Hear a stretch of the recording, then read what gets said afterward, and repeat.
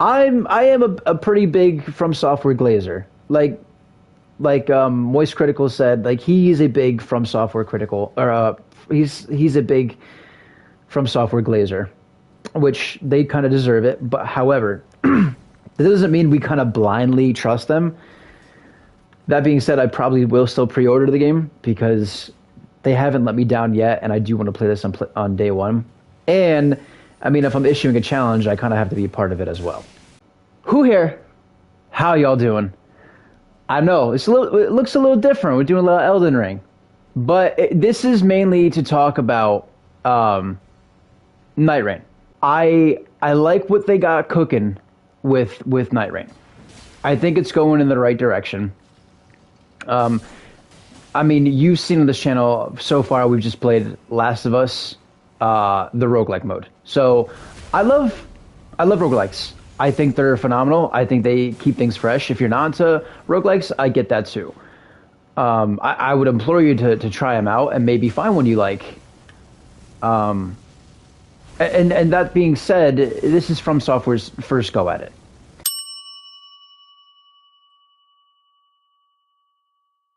First of all, field bosses, phenomenal. I like to just ring around trying to get some loot with my teammates, and just a dragon and a big health bar pops up, which is very Elden Ring-esque. I love that, and oh my god, this dog's pissing me off. I love that in Elden Ring. I love just walking around and a boss fight pops up. But the incoming threat that the circle is getting smaller and we're running out of time and there's a boss that pops up, do you risk it and try to get the drop from it? And that drop being that black orb you might have seen in other gameplay, which allows you to get a new weapon or a new skill added to your list of things you already have to benefit you and carry the run longer.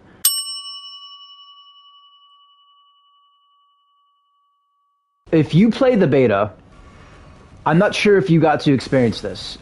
There is a mechanic they introduced in Nightreign where, you're just going about your day, and I'm not sure if it happens at a certain time throughout the run, whether it be day 2 or it can be day 1. But Margit just pops up out of nowhere. Oh my god! Just pops up out of nowhere and targets one of your team members, your party members, and there's a target that goes around them. And Margit does not go away until that person is either dead or you deplete his HP bar. He was not easy. He was aggressive. And even if you tried running away out of like the boss arena or what could be perceived as the boss arena, he was there. He would also warp to you. You'd see the little the gold sigil on the ground, and he would just appear right next to us wherever we were. If we were super far away, whatever.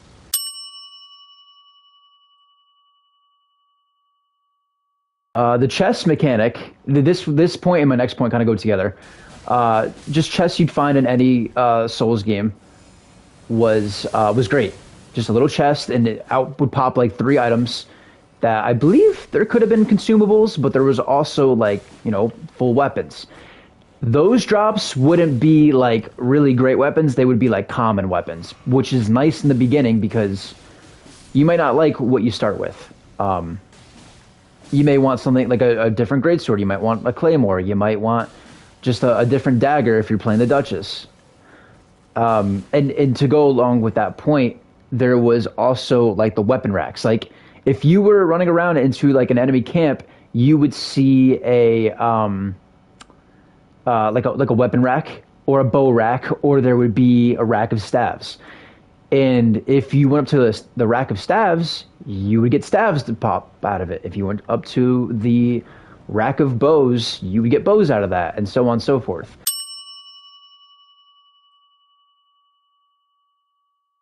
The boss reworkings, from what I saw so far, were great. I only fought the centipede demon once, and first of all, you got the music from Dark Souls 1, but you also he was in like HD. He was in Elden Ring graphics, or I guess post Elden Ring graphics at this point. And like being able to jump up and attack the centipede demon was insane. It was almost like fighting a brand new boss, even though, we've played Elden or Dark Souls 1 and Dark Souls 1 remastered, so we're kind of familiar with the boss. It was just a little, it was different enough for me to still enjoy it.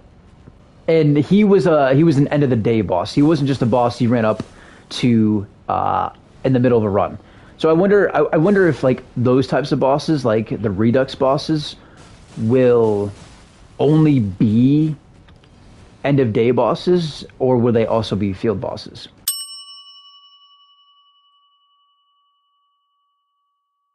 The Wellspring movement was great too. Like you don't have to rely on Torrent. Obviously, you can just run up to they're dark in this game, or in Nightreign rather. They're not like the white or they look like wind. They're dark. I guess it like looks like black wind. I'm going off memory, so bear with me. But it was cool, just like, the way the Wellspring wants me to go is like straight and like up, but like my friends behind me need help and I don't know how to scale up this building, so let me hop into this Wellspring, jump the opposite way, and get to where they are quicker instead of trying to go through the minutia of figuring out how this building works. And by the time you get up that building, they may be done fighting whatever they are. They might have gotten killed. The HUD looked a little scuffed. There was a lot to look at. It was just overwhelming. And in a game where speed is of the essence, or is of the essence, they need to rework it. I can't. Oh, okay, I got way lucky there. There was like, I'll try to get a screenshot of it. Maybe that's what you'll see at this point of the video. But you had your health bar and stamina and mana, which is great, fine. You also had your level right next to your health and the stamina and the magic. Right, where your great rune would be in Elden Ring. Below that, though, was your party. And sure, it's great to know what their health is at all times, because this is a cooperative experience. You need to work together. But I don't need a giant portrait of the character they're playing as and a pretty sizable HP bar for them. It just took up too much space and it made things muddied. The bottom left was fine. Maybe if you can make that smaller too. Maybe if there's like there's options to make things smaller, that would be cool. And it was also like if you equipped your right hand weapon, then the little icon showing you what your Ash of War was would appear in the box. Like I'm using is it Euphoria, right? I'm using Euphoria, and instead of Euphoria Vortex being right above your 4 button placements and right below my camera, it was just in the top left of the Euphoria portrait. And that was a good idea. Like it kind of cleans things up. And then if I switched over to my left weapon, it would show Giant Hunt. It would just show the icon. It wouldn't show the name, obviously, because it wouldn't be able to fit that. So that was good as far as the HUD there. Okay, the on-screen markers. So at any point, if you hit pause, this was kind of a nice thing. If I hit pause, it would go right to my equipment screen. If I hit the touchpad, it would show me It would show me the map, and you can easily just go around and hit I think X or triangle to throw down markers. Love that. Very convenient, very quick. However, when you put markers down, those markers, along with like the arrows pointing to where your teammates might be, was just a lot. I don't know if I don't know if they need to change the arrows that showed where my teammates were. I don't know if they need to kind of change how markers work on screen. Maybe just make them less jarring.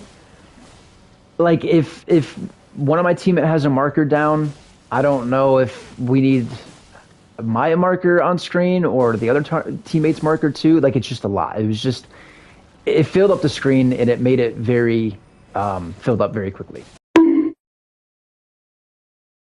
The outlet the layout for when you're picking up a weapon was also just kind of busy.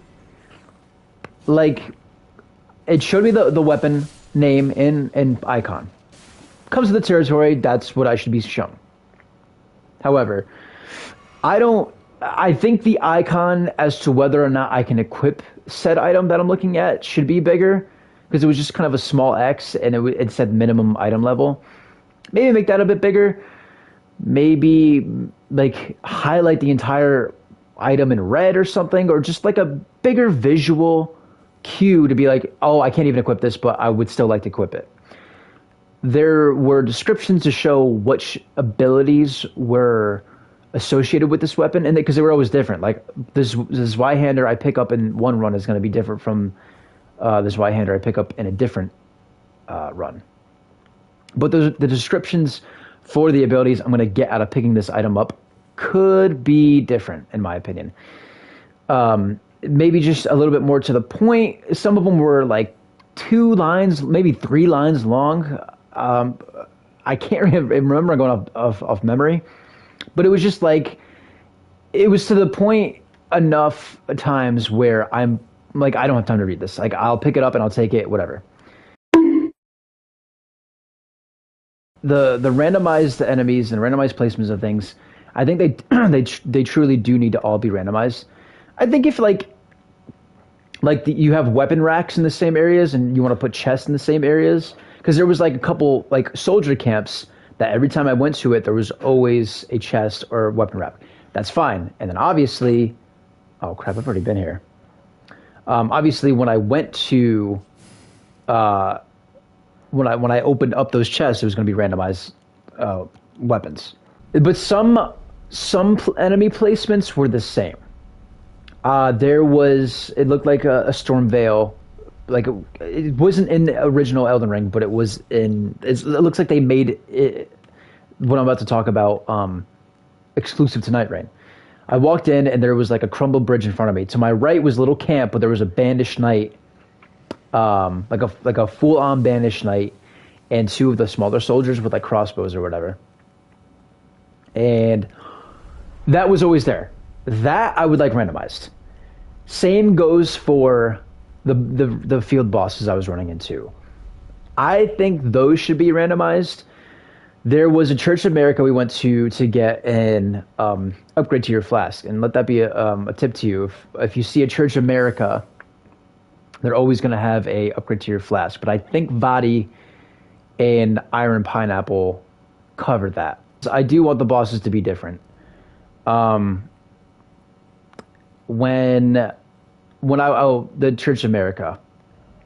When I left a Church of America, there was a certain Church of America where there was like ankle high water and a cliff behind it, and there was always a dragon there.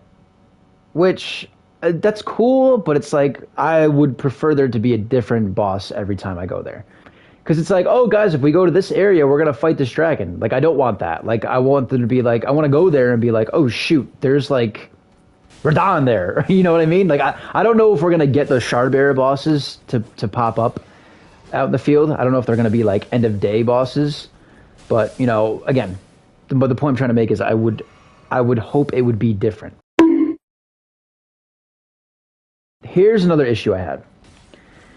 There was one spot where you would always fight the ancient heroes of Zamor. Think of those are the enemies. If you don't know what I'm talking about, those are the enemies that have a great sword and they blow cold at you and are very like difficult to fight. In my opinion, they're very slippery. There was a ruins you went to, and there would be 3 of them. And when you killed one of them, each of them had like a third of the boss fight, or the boss health, because there was just one boss bar for the 3 of them. Every time I fought that boss, I would kill 2 of them with my teammates, and then we would just run around looking for the 3rd one. In my opinion, I don't know if they're thinking, oh, that's part of the difficulty, is finding them. I don't really agree with that. Like, I think you should mark them, or maybe after a certain amount of time, it'll be like, oh, here's the boss. Because We would kill two of them, and that third one was nowhere to be found, and they weren't looking for us either. So I would like that to be reworked or just changed a little bit. Then check this out. Some of these are like not that they were that think they need to be added, but it would be cool to add. Just some thoughts I had besides pros and cons. A weather component would be cool. Like it did rain and stuff, but I wonder if they could add like weather that kind of impacted the run. Like let's say there's a lightning storm, and like when you go to certain parts of Elden Ring, and there's like there's that flower you could pick up, but lightning blasts would be in the area and they can hit you. Like that would be interesting. That would kind of change up the run, and it would make, like let's say you're doing the same map, it would make it different and exciting. That's just kind of an off the cuff thought I had right before I went live, actually. Then check this out. What if they had different outfits? Like I'm sure that's already in the works, like things you can earn in game. But like just a way to diversify how my character looks from like how my Duchess looks to another Duchess. And like I know this is gonna change, but like there was a lot of runs where people loved the Duchess. It would just be, it was kind of confusing at some points. I'd be like, is that my friend playing, or is that the random Duchess that we have in our party? I really can't remember where to go, if I'm being honest with you. But it just give us a little diversity, make things different, because there is no armor equipping. There really is no fashion souls, which is fine. Like, just have us focus on the weapons and our build. That's great. I agree with that. But like, give us true fashion souls, and instead of giving like there being stats tied to each piece of armor, like make it just all about fashion. Then check this out. Something else that kind of comes to mind is if I was a 3-man group, it was very difficult, and as it should be, to kill something on my own. I ran into a Miranda flower boss, like the big flower. Boss bar popped up. Great. However, I had fallen down a cliff and was very far from the rest of my team. And so they were off doing their own thing. And I was like, I wanted to see if I could kill it on my own. And I could, but it took a while. Which kind of brings me to one point, and this may be controversial, but I do want a solo mode. I think if you don't want to go with friends or you don't want to go with randoms, you should be able to play this completely on your own and figure things out on your own. And I know this is a multiplayer based like mode. They want people to work together to get towards certain goals and complete the bosses cooperatively. But I truly think we should still get a solo mode. Which means like the enemies' health bars and bosses' health bars should be scaled to be solo. And because I want to play with people, whether it be randoms or some friends, but I still want to challenge myself to beat everything solo. I want to challenge myself to do the solo. I want to be able to fight all the bosses solo and do runs solo, which kind of brings me to one of my other points, or a kind of a challenge I have, whether they see this or not, and I'm kind of going to talk about that as soon as I kick this guy's ass.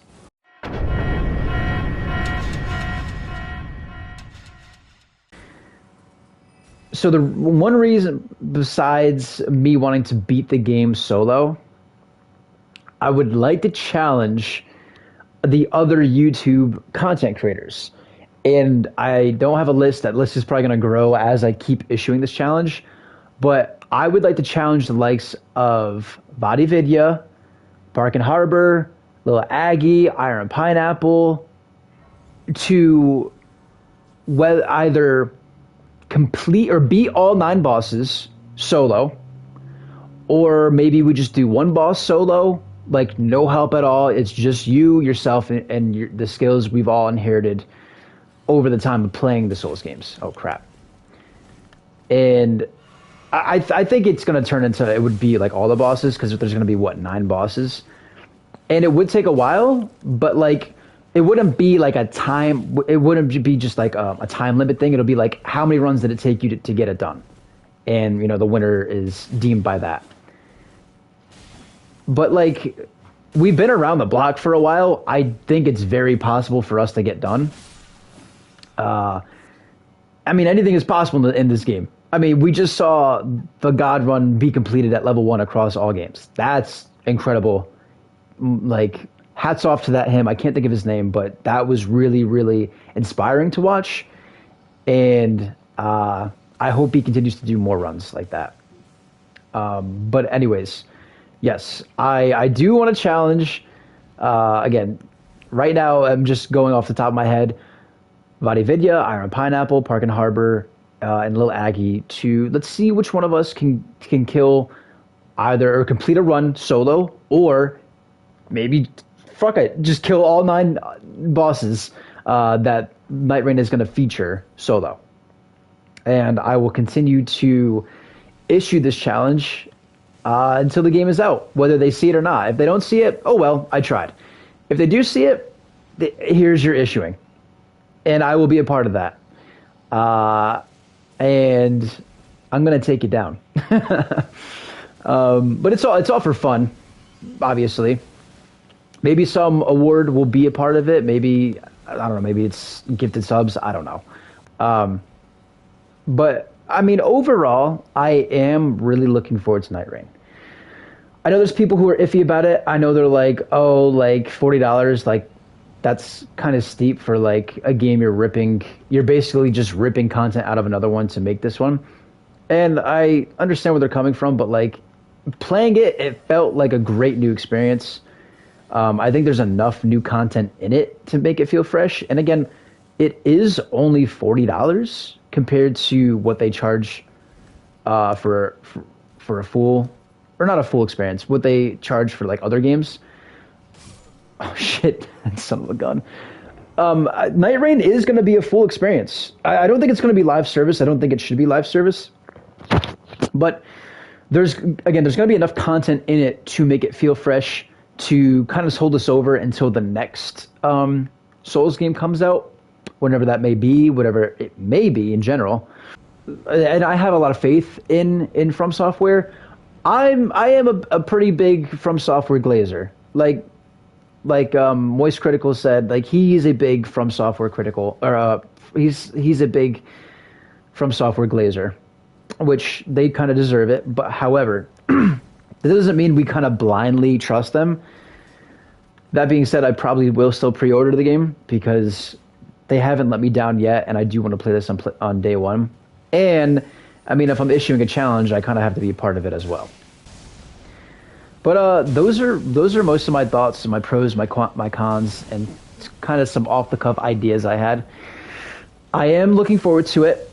If you're still on the fence, I don't blame you, because you're getting the advice of a YouTuber who is just in his infancy, still starting out. But go check out Vidya. Go check out Iron Pineapple, who have a great video each about their thoughts, because I believe they went to Vegas and got to play like a special version of the game. I don't know, but I'm going to leave it at that. Appreciate the viewership. If you really enjoyed this video, consider leaving a like and subscribing. It helps out a great deal. And I'll see you in the next video. Peace.